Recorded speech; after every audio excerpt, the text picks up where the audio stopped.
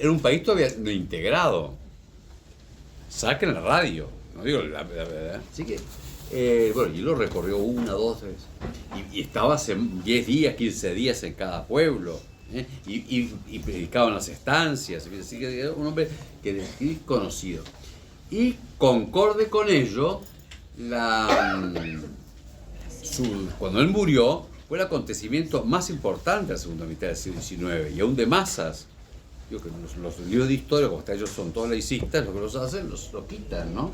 Fue realmente impresionante.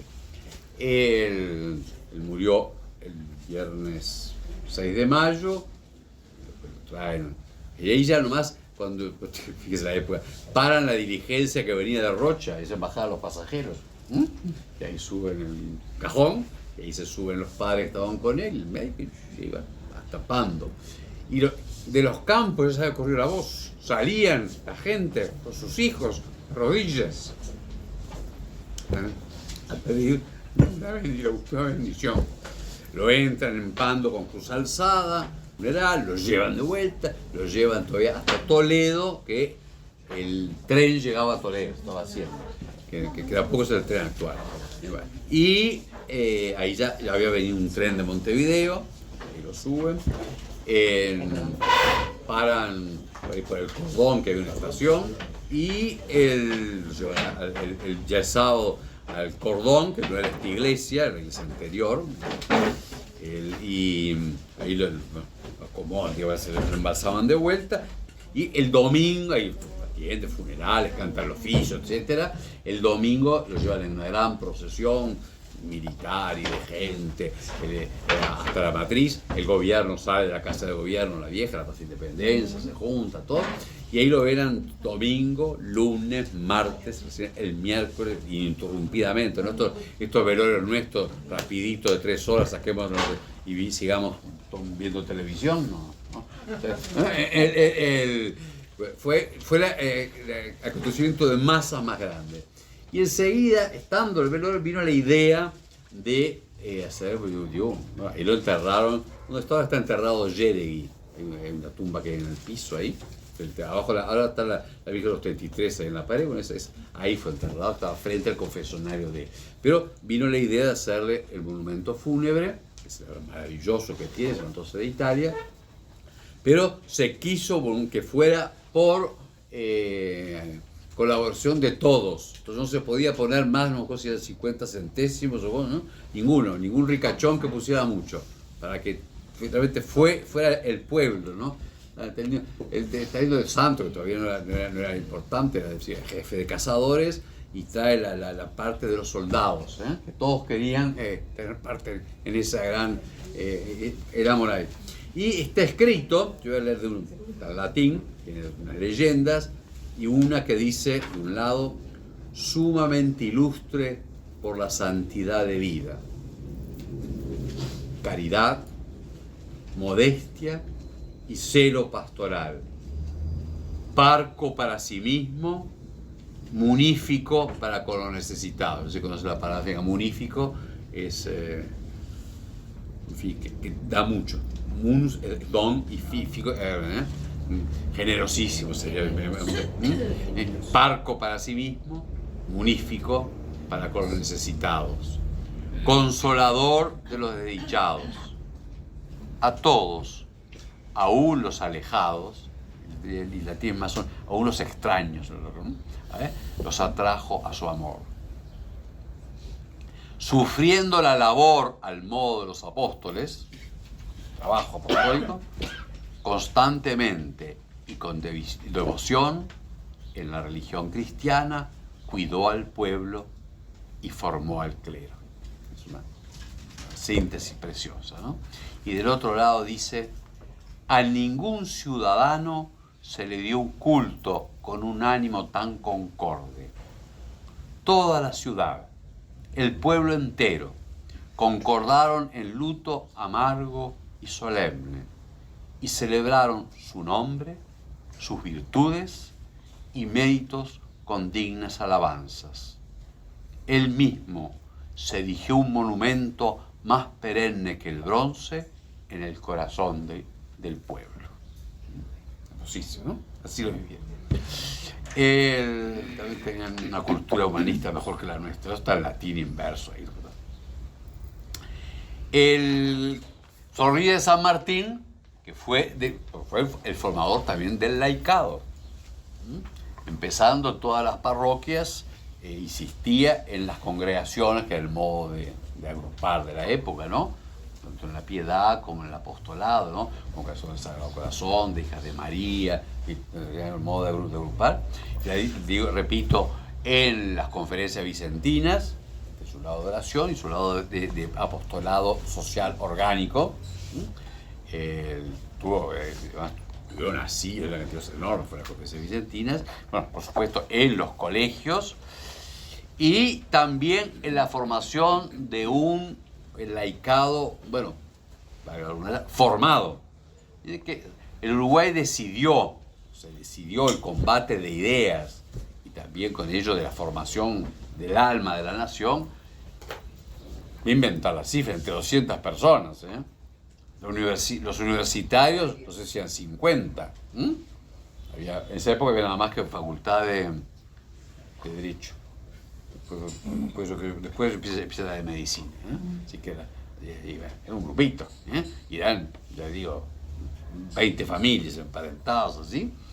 Y bueno, y tenían, que el Uruguay hace ese grupo un proceso de abandono de la religión rapidísimo, casi en 20 años, hace lo que Europa hizo más de un siglo, ¿no?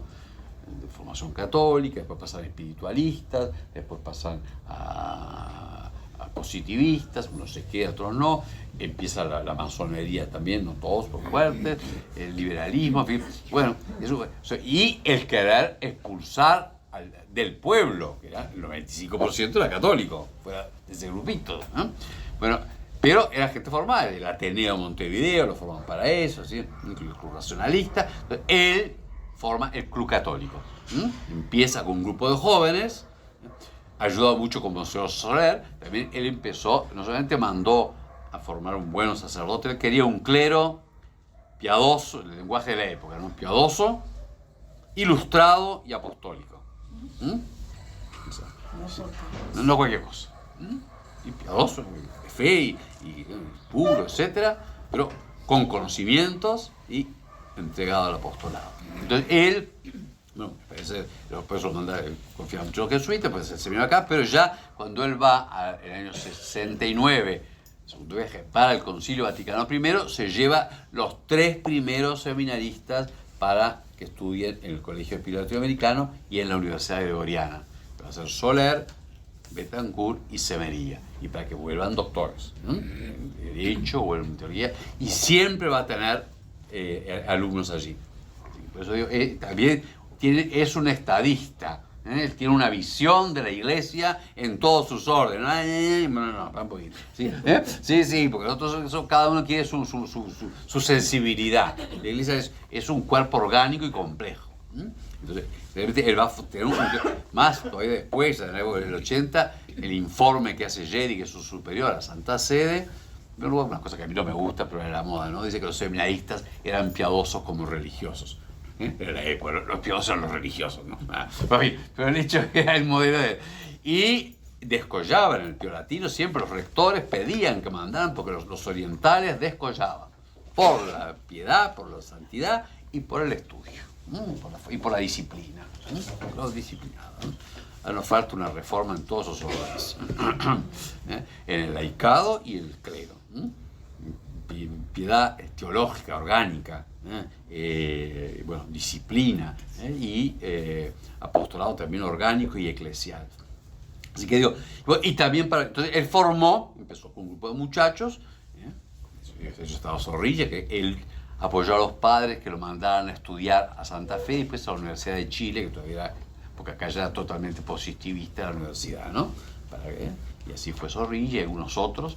Y bueno, con ellos empezó el Club Católico, que eso era para la formación, y también para la discusión pública, de ideas, ¿no?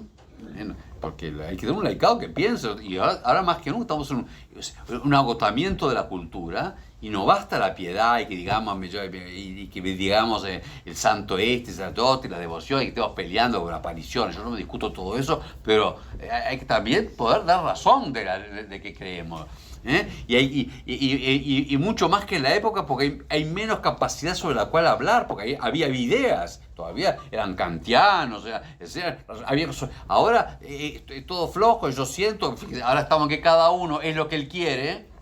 Entonces hay que tener más formación para poder entrar. Bueno, él hace el club católico, y cuando llega el cortejo muerto Vera a la iglesia catedral, lo recibe en nombre del club católico Zorrilla de San Martín, de 40 años tenía, ¿no?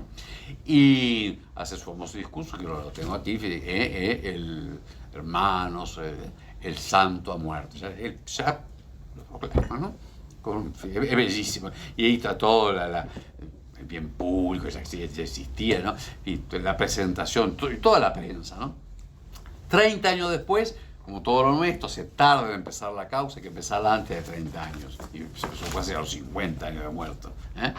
Pero, pues, porque hay que dedicar gente, y no la hay, etc.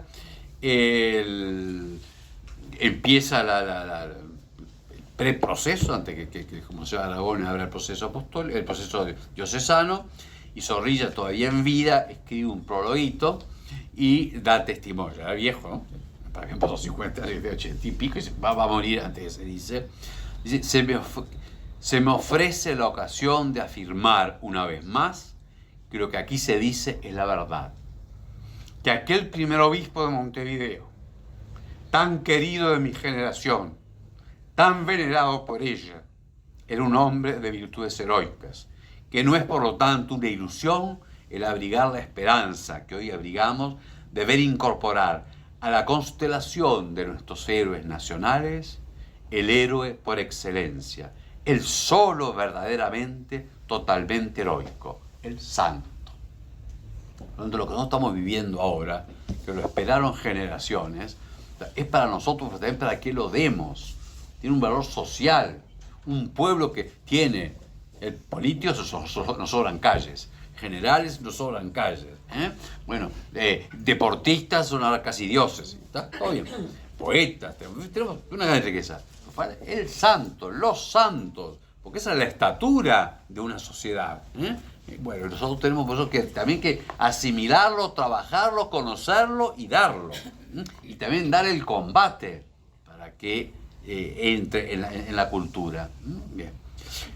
Pues el héroe por excelencia, el solo verdaderamente o totalmente heroico, el santo. No es el único, pero es el más nuestro y de algún modo el que va adelante. Por cierto, tenemos ahora tenemos la Madre Rubato, tenemos nuestras beatas, que también lo es y que hay que conocer, y otros que aunque no sean santos, yo Zorrilla, yo le haría causa, pero en fin, no hay afán, realmente, y se requieren también, pero tenemos que conocer a unos no canonizados, pero nuestros modelos y ejemplos de cristianos jugados en la sociedad. Y sigue Zorrilla: me parece que con Monseñor Vera se santificará nuestro Uruguay querido. Es algo común a todos. A quien él amó tanto, sirvió y evangelizó. Nadie lo ha querido más que él. Nadie lo ha servido más. Llego a creer que yo mismo comparto la gloria del culto que buscamos para el primer obispo de Montevideo, como si fuera una herencia de familia. Creo que este conocimiento tiene que llevar, es una herencia que tenemos de familia, es nuestro, es el que nos ha formado en todo. Él dice, pues en otro momento, que creo que con la canonización de Monseñor Vera se santificará todo el Uruguay. Y nosotros tenemos una gracia, porque Dios va haciendo la historia de la salvación. ¿Por qué no salió antes? Yo qué sé, se nos da ahora. Y que no se agote en un evento. Nosotros somos del evento y se pasa todo. Y ya al día siguiente tenemos que estar inventando otra cosita. No es eso. Es un kairos, como es el término. Es una intención del reino de Dios en la historia. Por eso se continúa también con el oficio divino, con su celebración anual, su conocimiento, en fin, etc., ¿no? Y es algo más que devocional. Pide una conversión, un meternos adentro, ¿qué quiere hacer con nosotros, con nuestra iglesia?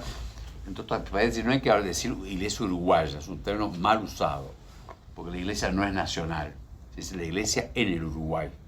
O si quieren, todavía las iglesias pues son 9 dioses, pero no, la iglesia uruguaya es un término periodístico, pero no corresponde a la fe católica, es decir, porque la iglesia es una, y no hay iglesias nacionales propiamente. Sí, la iglesia, sí, es local, se instala, por eso la iglesia en cada lugar propiamente son las diócesis con su obispo, iglesia local, ¿no? Pero acá, y acá es una única provincia. Bueno, siguiendo con algunas cosas, quiero hablar de, este rato que no nos queda muy largo, algo de la santidad. Uno, el lugar de la oración, que se puede tomar algo más en la tarde, ¿no? Fue un hombre de oración. Él se levantaba tempranísimo, 5, 5 y media, la verdad que también en general se acostaba más temprano que nosotros. La luz eléctrica nos ha corrido en los horarios. Yo sé. Y él dice, sí, que lo único que no acepta que le quiten es su rato de oración. Entonces, personal, ¿no? Media hora, 1 hora aparte del oficio divino y aparte de la misa, ¿no? Así que él se construye, era un hombre de oración, él hacía todos los años su semana de ejercicios propios, además de que hacer con el clero, se iba solo, muchas veces a campaña, otras veces iba mucho a Buenos Aires, se cerraba allá, había el vapor de la carrera, una comunicación común. Pero sí que un hombre de oración. Conocemos poco, no hablo de eso, su interior, digo, más místico, que lo era, porque para tener un rato de oración hay que tener que hacer, pero digo, más que místico de visiones, digo, pero digo, él pudo hacer todo eso por su intimidad con Jesucristo, un hombre de oración y de resolver las cosas en la oración y de tener la fortaleza de fe, esperanza y caridad. No es que era un hombre fuerte y un hombre de gran voluntad, pero además un hombre de oración y de formar su persona y de sus opciones en la oración, en la voluntad de Dios y en el apoyo en la gracia. Hice unas hojas que me las imprimí y me las olvidé, así que tengo que inventar. Eso, y no están en este tomo, porque los consejos continuamente que va dejando una vez, que él va cambiando. La primera gira misional no deja ni un papel, era pura misión. Ya en la segunda va con secretario de visita, labra actas, controla los libros, deja consejos, en todo eso que lo tenía, lo que me pasé trabajando, me los olvidé. Bueno, pero continuamente los sacerdotes, la oración también era fomentar la oración de los fieles y la oración de ellos, porque es en la gracia de Dios que se funda y nuestra fortaleza. Y dentro de ello, voy a compartir un poquito en este rato que tenemos y lo que tenemos, su devoción a María. A mí me gusta decir María, pero todo cristiano, pero bien, tiene su devoción a la Virgen María. Como todo buen cristiano, era un hombre del rezo del rosario. También, papeles que me quedé, no sé por qué me pasó eso, que se me metió todos acá adentro, puse todos acá adentro. Las actas continuamente a los párrocos que recen el rosario, aunque estén solos con el sacristán, no importa, el rezo diario del rosario, y el toque de las campanas para las Ave María las 3 veces. Yo en las parroquias estuve, en todas las impuse la soledad pereza. En el cordón las arreglé, en Santa Rita las arreglé. Que no hay sacristán, es un problema, porque tiene que haber toque de las campanas, salimos de la sacristía, es una presencia cósmica. Y los tres toques, hay que organizar las parroquias para el toque al menos algunas. Me hace acordar, y él le dice, aunque esté solo, con el sacristán, el rezo, el rosario y el toque de las campanas, porque hace acordar de Dios. Es un gran error nuestro es las iglesias cerradas y el no toque las campanas.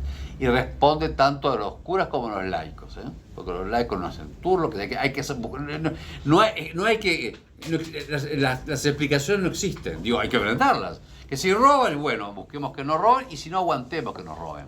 A mí me robaron en Santa Rita dos viejas de tres, pues la tercera, chao. ¿Qué pasa? No es solución que no haya iglesia abierta, no es solución.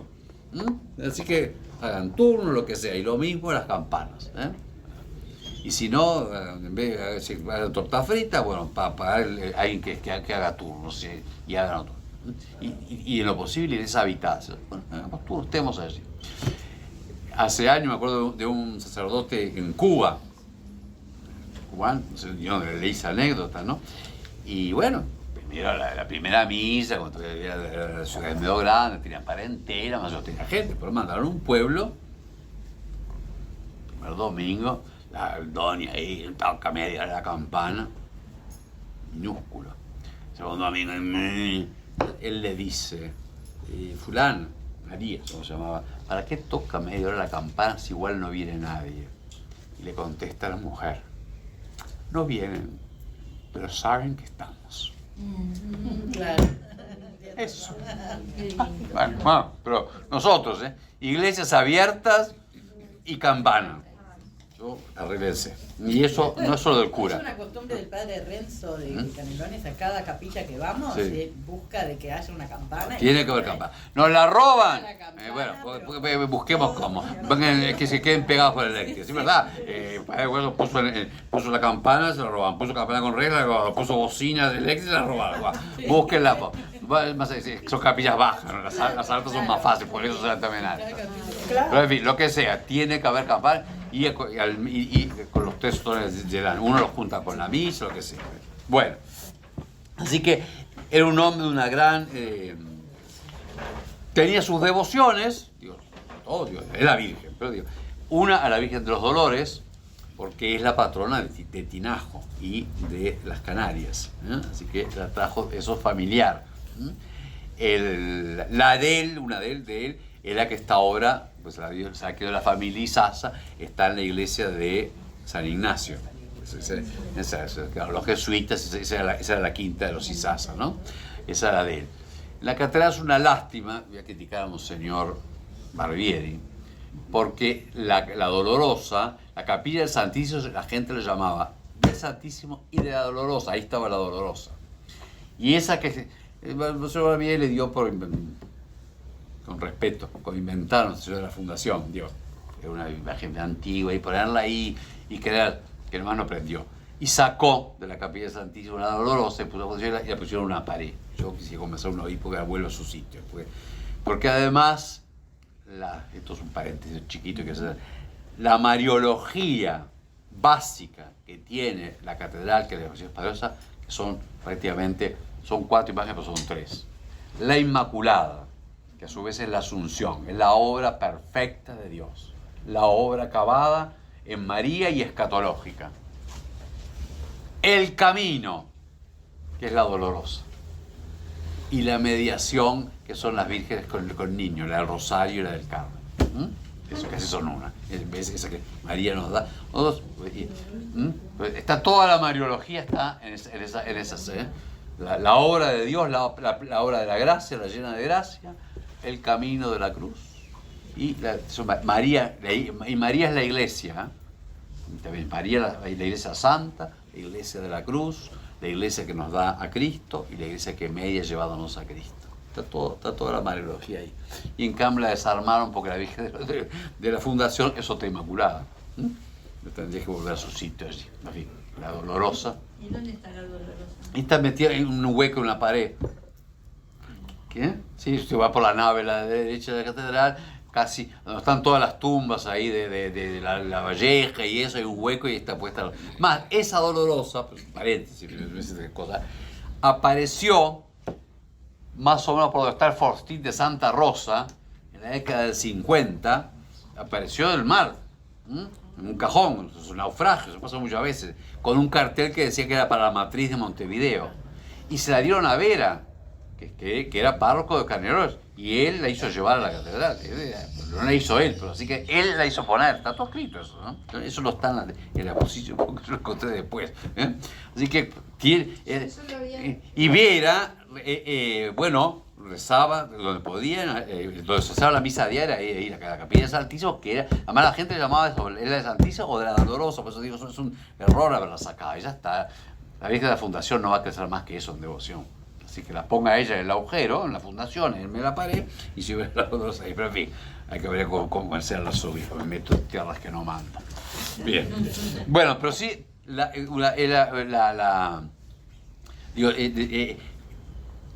él, por ejemplo, la Virgen del Carmen era enorme la devoción que había, sea por los marinos, la marina española, que sigue siendo la patrona de la Virgen del Carmen, sea, bueno, y todos venían en barco, ¿no? Así que, y muchos de pueblos marineros, así que, sea por los difuntos, las ánimas, etcétera, ¿no? Así que la devoción a la Virgen del Carmen era enorme. Él una vez hace una Virgen del Carmen con niños de las escuelas públicas en la matriz de Montevideo, claro, no tenía banco, así que con 7.000 niños. Sí. Y por eso es que hay tantas parroquias del Carmen, porque las capillas se hacen así. El cordón era una capillita, le metían el Carmen, la otra le jugaba una capillita, le metían el Carmen, así que por eso hay tantas iglesias del Carmen, porque era una devoción enorme, bueno, y una fiesta enorme de la Virgen del Carmen. Bueno, y la Inmaculada Concepción, Dios, pues sí, es el misterio de María, que además muy defendido. Saben que además el dogma de Inmaculada no estaba definido y había dos posturas teológicas. Los que decían que no fue Inmaculada en la Concepción, sino inmediatamente después para mantener la redención, y los que decían no, fue desde el primer momento y eso es mayor redención. Al final va a ganar esta, ¿no? Entonces se discutía. Y España fue una gran defensora de la Inmaculada. Y en las universidades españolas no le daban el título. Si no juraba defender la Inmaculada. Los reyes españoles, todos los reinos estaban consagrados a la Inmaculada. De verdad, esta iglesia de la Inmaculada Concepción, también lo mismo pasa, además de que la catedral es la patrona de la catedral, no de la ciudad, es la Inmaculada. Así que, y bueno, y el Paso de Molino le hizo es una capillita de Estambul, así que la Inmaculada es toda la gracia, es la humanidad nueva, es la belleza. Y junta, yo digo, la Asunción, junta, toda es la obra. Por eso las Inmaculadas hay que tener ojo, a nosotros les gusta que la Virgen mire, las Inmaculadas no miran, esas son las mediadoras. Del Carmen, la del Rosario, si quieren, le gusta la de Medalla Milagrosa. La Inmaculada es mirada, se deja mirar por Dios, halló gracia a los ojos de Dios, porque es la obra de Dios. Y nosotros también tenemos que dejarnos mirar en María. Bueno, era un gran devoto de la Virgen María. Tenemos algunas palabritas, pero tenemos pocos palabras. Voy a leer alguna de ellas que dice. Un panegírico, como todo el Antiguo Testamento están los símbolos de ella, la maravillosa vara de Jesé, la Virgen prodigiosa de Isaías, la hermosa joven representada en Esther, la mujer figurada en el valor de Judith, en la amabilidad de Raquel, aquella famosa heroína destinada por Dios para conculcar la cabeza del dragón y abatir la soberanía de aquel osado espíritu que intentó escalar los cielos, la Virgen María, la encumbrada predilecta del Altísimo, que se sienta reina en la gloriosa Sión sobre las jerarquías celestiales, cuyo nombre venerable se ha transmitido de generación en generación y pronunciado siempre con entusiasmo religioso, llegará hasta la consumación de los siglos. Ya no está predicando él, ¿no? Y dice, esta conocida criatura que bajo variados aspectos ha derramado con profusión sus benignas influencias sobre el hombre, que es llamado puerto de seguridad, asilo de prófugos, aurora de salvación, consuelo del desgraciado, auxilio de cristianos. Pienso que auxilio de cristianos no es monopolio de los salesianos, existía mucho antes que los salesianos. Más, aquí en Montevideo, cuando pasa la misión Musi, 1825, fue un obispo que mandó el Papa para Chile, bueno, para arreglar un poco los asuntos, ¿no? Que con él venía el secretario Pionón, no sé, Mastay Ferretti, que después fui Pionón, pues yo conocía mucho Montevideo, y hasta hacía bromas con las monjas que venían acá. ¿Conoce la isla de las ratas? Le decía. Que lo veía, ¿no? Bueno, esa misión, los sacerdotes, Manuel, yo vi el documento y lo he perdido. Y no sé dónde está, por eso seguro que no sé. Que Manuel, el padre Manuel Barreiro, pidió, en nombre del clero, la fiesta de María Auxilio de los Cristianos para Montevideo. Eso en 1825. Y lo obtuvo, pero no sé dónde está el documento. Bueno, Auxilio de los Cristianos con el nombre del Carmelo, San Potestad Protectora al Asiático, con el de Montserrat, Covadonga al Europeo, con el Guadalupe y Luján al Americano, a quien todo el mundo proclama reina y corredentora, esta nunca bien ponderada criatura, invocada bajo tantos epítetos, es también, como sabéis, honrada con el famoso nombre de Nuestra Señora del Huerto, María Santísima, conocida con este último nombre, va a ser el piadoso objeto de esta atención, este rato, de la charla sobre la Virgen del Huerto. Yo digo que aquí vino con las hermanas del Huerto, ¿no? Y que estuvo tuvo un colegio por todo el país, ¿no? Así que digo, se difundió muchísimo, además de estar en el hospital, que era el único, el colegio de aquí, y que ustedes saben que, los tonecos, ¿no? Gran devoto de la Virgen del Huerto fue Monseñor Soler, y que hizo en Tierra Santa un santuario, el Hortus Conclusus, lo hizo él, que es una obra increíble, que además es tierra oriental. Bueno, Soler era otro tipo, casi un estadista, se encontró con todo el mundo. Y esa tierra encontró, en medio de todos cerros, hay un arroyito y hay... Eso es casi como uno hace, por fin. Y bueno, es el huerto cerrado. Y además, el arroyito sale de la piedra, el Fons Signatum. Lo vi allí, bueno. Y hizo todo, tuvo que ir hasta... Pues eso era el imperio de Constantinopla, los turcos, ¿no? Y esa tierra musulmana no se podía conseguir, pero él era amigo del patriarca armenio y consiguió comprar la tierra y hacer el santuario, el Hortus Concluso que está ahí. Está el busto de Soler allí, donado por la Chicofea Santísima de la Catedral, y el escudo uruguayo. Después lo hizo uruguayo-argentino para juntar la plata. Sí, claro, ¿verdad? No le daba con la plata de acá, porque había que hacerlo, está cortado el cerro así, todo en piedra, es tremendo. Es una maravilla. Es maravilla el Hortus, eso, pero son todos ecos es hijo predilecto, está preciosísimo, las tengo acá, las cartas cuando le escribe Soler, y acaba de ser ordenado en Roma porque estaba estudiando, ¿no? Y bueno, que todo se lo debe a Vera, y Vera le contesta, amigo, no sé cuánto, me has dado el gran gusto. También el amor entre ellos son función de una generación de la otra. Y después, pues, aunque él, sabemos que Vera no era un gran orador según el estilo de la época, por dos cosas, no decía ni estos aparatitos. Para ser orador había que tener mucha voz, por eso no predicaban todos, porque era la pura voz. Y segundo, a él le gustaba mucho en la época la forma, la estructura del sermón, etc., ¿no? Que empezaba con una frase en latín, y los testigos que tenemos que él en general empezaba casi con una voz un poquito, después se iba entusiasmando y después se iba atrapando por su comunicación. Y bueno, aquí dice, yo no te pretendo, un sermón no sé cuánto, dice, ¿qué acciones practicó esa señora de que hablas para adquirir el timbre que la engrandece? ¿Qué la han hecho famosa entre los hombres? Acatada del soberano hacedor de las cosas. Por ventura, decapitó un tirano como la liberadora de Betulia, Judith, ¿no? Opuesta como otra Débora al frente de un ejército y derrotó a los enemigos de su nación. Lo sabéis tan bien como yo. Ella nunca combatió en los campos de batalla. Su valor no proporcionó ciudades para la coronación de sus reyes, como la valiente joven francesa. Juana de Arco, ¿no? Guardad silencio. Oíd sus mismas palabras. Ella misma nos dirá las proezas por las cuales será llamada dichosa de todas las generaciones. Recordad aquel cántico enfático que entonó esta señora en su visita a Santa Isabel y que la Iglesia repite con fundado orgullo en todas sus festividades. ¿Por qué en todas sus festividades? Porque todo el pueblo sabía cantar vísperas. ¿eh? Eso sí que estamos en déficit, en deuda. Todo el pueblo. Fíjese que en castellano, ¿cómo se llama al día anterior? Anteayer. No, Ayer. las vísperas. Las vísperas. ¿Y por qué viene eso? Porque todas las fiestas empezaban por las primeras vísperas cantadas.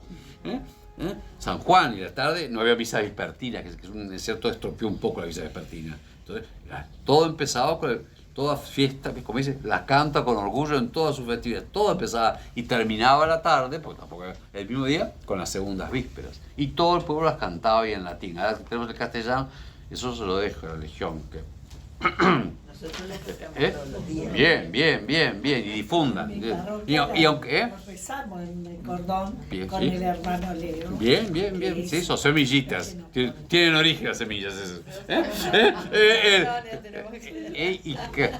Esas. Si hay algo de las cosas que es la reforma del concilio, es que es la oración del pueblo cristiano y que tiene que volver a ser el oficio divino, laudes y vísperas. Y está en el catecismo de la Iglesia Católica, y está en Sacrosanctum Concilium. Eso es ser posconciliar. No a ver si todos se pelean para hacer una cosita ahí en el altar y figurar. Qué verdad. Solos, siempre es pública, y en lo posible, si se puede pública, si no solo, claro, a veces hay que hacerlo solo, ¿no? Pero El cántico a la Virgen sería. Las vísperas. Si no saben bien lo que son, se lo explica en otro momento. Y ya si lo saben, la Eulogio de María tiene la culpa. Todo yo no doy manija. No, porque una vez hicimos un cursillo del padre Paredes. Bueno, okay. Yo les doy todos los cursos que quieran para decir de eso. Yo las tengo en mi celular. Bien, ahora va a ser eso. Pero yo las tiene Un en su deber, Bueno, hay deberes. hay deberes. La oración de la iglesia, porque además es culto público, es liturgia. Eso no se ofenda, es más que el rosario. Siento el rosario más que recomendado, es un personal. Sí, claro, porque es la oración de la iglesia. Y es pura. Y laudes y vísperas. Bien. Los pretorianos. Los pretorianos tienen. Bueno, los pretorianos tienen obligación, por supuesto. Pero bájenlo, tiene que ser común. Bájenlo, los pretorianos tienen obligación. Enseñen a los demás. El escudo de Jacinto no. Hace todo su tiempo. Y decimos, a ver, tu escudo de Jacinto. Entonces, vamos a seguir escuchándolo.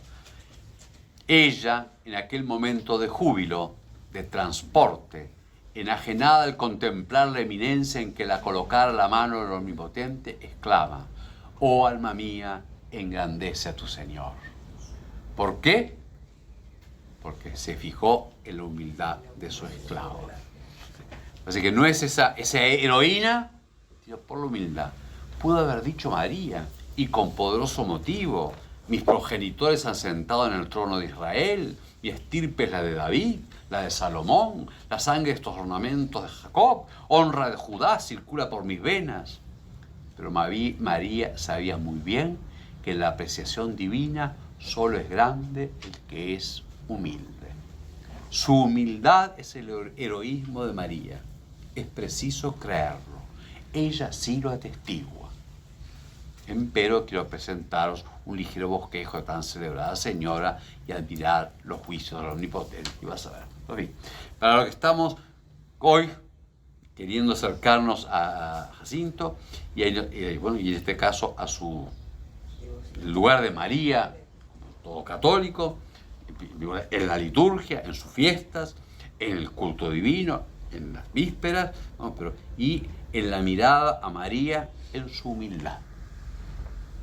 Y si hay una característica, si quieren, de todo santo, no hay santidad sin humildad.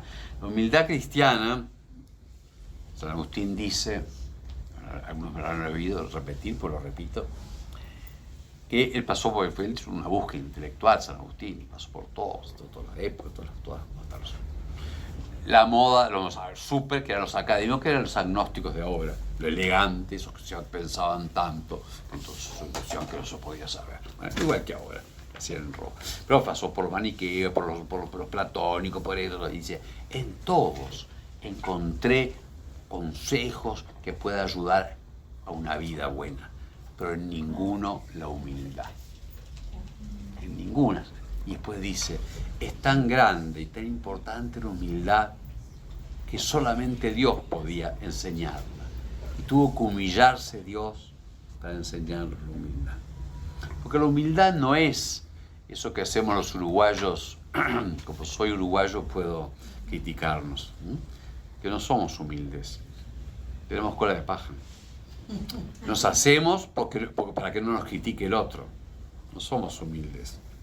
Nos cuidamos hasta demostrar, porque nosotros igualamos.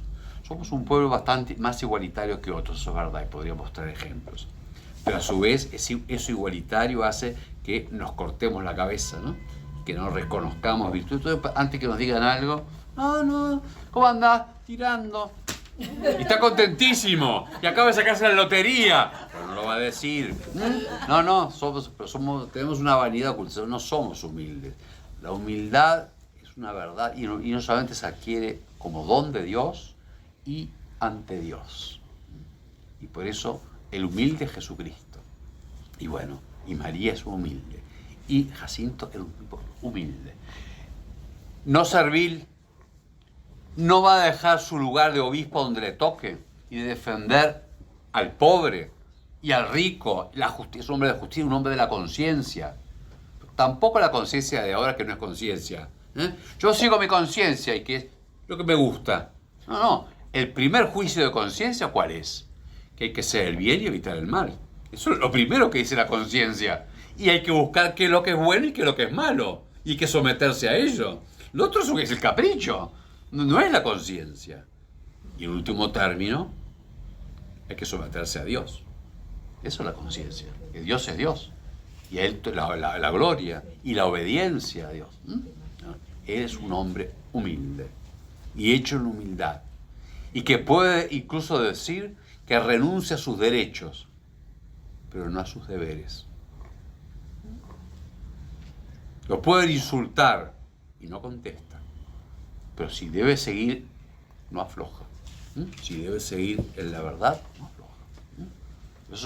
Eso es un enorme el testimonio de santidad de Jacinto. Y ahí está esa humildad que él proclama en Nuestra Señora. Que no es si me ven la carita así, ¿no? Y por el que no entiendo nada, yo no sé nada más que para que no le pidan, ¿no? O para no tener que dar la cara. Entonces no sabemos, ¿no? Y somos iguales y nos mimetizamos para parecer que somos muy cancheros, muy iguales. No. Una cosa es el amor y otra cosa es hacer el mezclarse nada más que para que no tener que de vuelta que dar el testimonio. El humilde tiene que dar testimonio con valentía. Un término difícil que usa el Nuevo Testamento, con parresía. Como nos dicen los apóstoles, predicaban con parresía. Hay que obedecer a Dios antes que los hombres. No prediquen. Tenemos que obedecer a Dios antes que los hombres, tenemos que predicar. ¡Ay, pero ya, no hagan milagro! Ese es el nombre de Jesús, que se hizo, pero el milagro está ahí. Y ahí sale la fortaleza apostólica, de esa humildad. Porque se espera en Dios y se busca la gloria de Dios y el instrumento que Él quiera. Estamos en la hora, vamos a cantar en latín el Regina Coeli, pues ese es el de ahora. Si no saben, lo van aprendiendo. Porque lo vamos a